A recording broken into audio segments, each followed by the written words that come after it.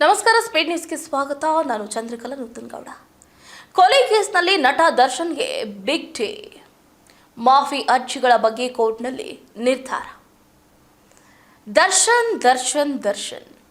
ಕನ್ನಡ ಚಿತ್ರರಂಗದಲ್ಲಿ ಪ್ರತಿಭಾನ್ವಿತ ನಟನಾಗಿ ಗುರುತಿಸಿಕೊಂಡಂಥ ದರ್ಶನ್ ಅವರು ಇದೀಗ ಪರಪ್ಪನ ಅಗ್ರಹಾರದಲ್ಲಿ ಕಂಬಿ ಎಣಿಸುತ್ತಿದ್ದಾರೆ. ಕಾರಣ, ಚಿತ್ರದುರ್ಗದ ರೇಣುಕಾಸ್ವಾಮಿ ಭೀಕರ ಕೊಲೆ ಪ್ರಕರಣದಲ್ಲಿ ಬಂಧಿತರಾಗಿರುವಂತಹ ಸ್ಯಾಂಡಲ್ವುಡ್ನ ನಟ ದರ್ಶನ್ ಹಾಗೆ ಇತರ ಆರೋಪಿಗಳು ಇದೀಗ ಒಂದು ರೀತಿಯಾದಂಥ ಸಂಕಷ್ಟವನ್ನು ಅನುಭವಿಸ್ತಾ ಇದ್ದಾರೆ. ದರ್ಶನ್ ಅವರು ಯಾವಾಗ ರಿಲೀಸ್ ಆಗಬಹುದು, ದರ್ಶನ್ ಅವರಿಗೆ ಯಾವಾಗ ಜಾಮೀನು ಸಿಗಬಹುದು ಅಂತ ಅವರ ಲಕ್ಷಾಂತರ ಅಭಿಮಾನಿಗಳು ಈಗಲೂ ಕೂಡ ಕಾತುರದಿಂದ ಕಾಯ್ತಿದ್ದಾರೆ. ದರ್ಶನ್ ಅವರು ರಿಲೀಸ್ ಆಗುವಂತಹ ಕ್ಷಣ, ಆ ಸಂದರ್ಭವನ್ನು ದೊಡ್ಡ ಹಬ್ಬದ ರೀತಿ ಸೆಲೆಬ್ರೇಟ್ ಮಾಡಬೇಕು ಅಂತ ಈಗಲೂ ಕೂಡ ಅಭಿಮಾನಿಗಳು ಕನಸನ್ನು ಕಾಣ್ತಾ ಇದ್ದಾರೆ. ಅವರ ಅಭಿಮಾನಿಗಳು ಅವರಿಗಾಗಿ ಏನು ಬೇಕಾದರೂ ಮಾಡ್ತಾರೆ.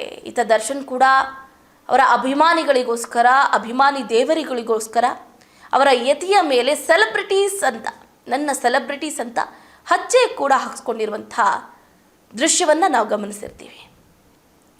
ಈ ದರ್ಶನ್ ಅವರು ಇದೀಗ ಒಂದು ಕಡೆ ರಿಲೀಸ್ ಆಗ್ತಾರಾ ಇಲ್ವಾ, ಇವತ್ತು ಅವ್ರಿಗೊಂದು ಬಿಗ್ ಡೇ. ಇವತ್ತು ಅತ್ಯಂತ ನಿರ್ಣಾಯಕ ದಿನ ಅಂತ ಹೇಳಿದ್ರು ಕೂಡ ತಪ್ಪಾಗಲಿಕ್ಕಿಲ್ಲ. ರೇಣುಕಾಸ್ವಾಮಿ ಕೊಲೆ ಪ್ರಕರಣದಲ್ಲಿ ಸಲ್ಲಿಕೆ ಆಗಿರುವಂತಹ ಮಾಫಿ ಅಂದರೆ ಅಪ್ರೂವರ್ ಅರ್ಜಿಗಳ ಸಿಂಧುತ್ವ ಹಾಗೂ ಈ ಕುರಿತು ವಾದ ಆಲಿಸುವಿಕೆ ಸಂಬಂಧ ಬೆಂಗಳೂರು ನಗರ ಸಿವಿಲ್ ಮತ್ತು ಸೆಷನ್ಸ್ ಕೋರ್ಟ್ ಏನಿದೆಯಲ್ಲ, CCH 59ನೇ ಪೀಠ ಇವತ್ತು ತನ್ನ ಪ್ರಮುಖ ನಿರ್ಧಾರ ಅಥವಾ ಆದೇಶ ಪ್ರಕಟಿಸುವ ಸಾಧ್ಯತೆ ಹೆಚ್ಚಿದೆ.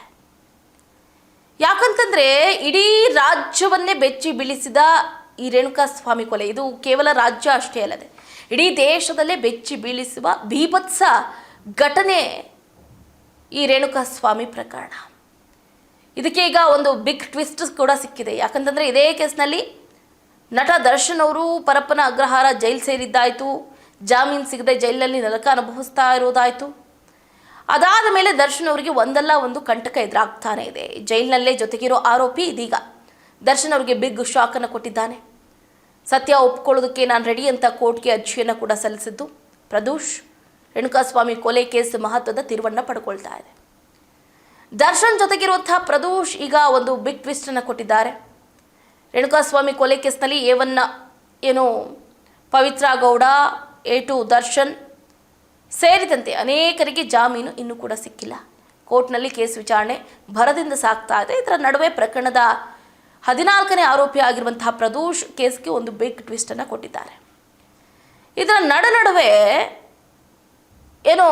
ತಮಗೆ ಮಾಫಿ ಅಪ್ರೂವರ್ ಕೊಡಿ, ನನ್ನ ಬಿಟ್ಟು ಬಿಡಿ ಅಂತ ಪರಿಪರಿಯಾಗಿ ಕೇಳ್ತಿದ್ದಾರೆ.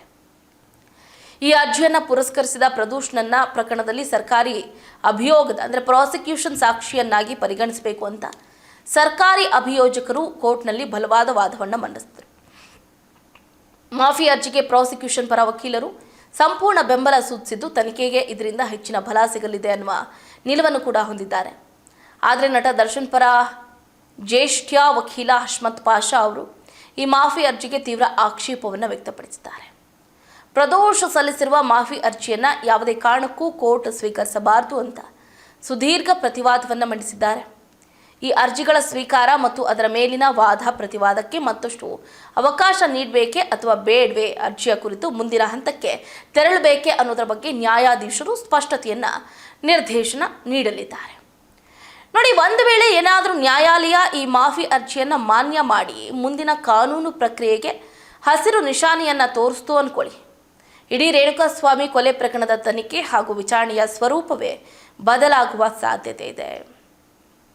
ಆರೋಪಿಯಾಗಿದ್ದಂತಹ ವ್ಯಕ್ತಿಯೇ ಪ್ರಾಸಿಕ್ಯೂಷನ್ ಪರ ಸಾಕ್ಷಿಯಾಗಿ ಬದಲಾದರೆ ಅದು ನಟ ದರ್ಶನ್ ಸೇರಿದಂತೆ ಇತರ ಆರೋಪಿಗಳ ಕಾನೂನು ಹೋರಾಟಕ್ಕೆ ಹಿನ್ನಡೆ ಆಗುವ ಆತಂಕ ಇದೆ.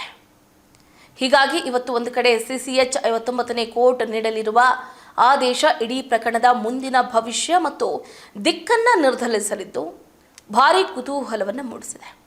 ಹಾಗಾದರೆ ಏನಾಗುತ್ತೆ ದರ್ಶನ್ ಅವರ ಕೇಸ್ ಅನ್ನೋದನ್ನ ಎಲ್ಲರೂ ಕೂಡ ಈಗಲ್ಲಿ ಕಾದು ನೋಡಲೇಬೇಕಾಗತ್ತೆ. ಇದಾಗುತ್ತೆ ಇವರೆಗಿನ ಅಪ್ಡೇಟ್. ನೋಡ್ತಾ ಇರಿ ಸ್ಪೀಡ್ ನ್ಯೂಸ್, ಸುದ್ದಿ ನಿಮ್ಮದು, ವೇಗ ನಮ್ಮದು.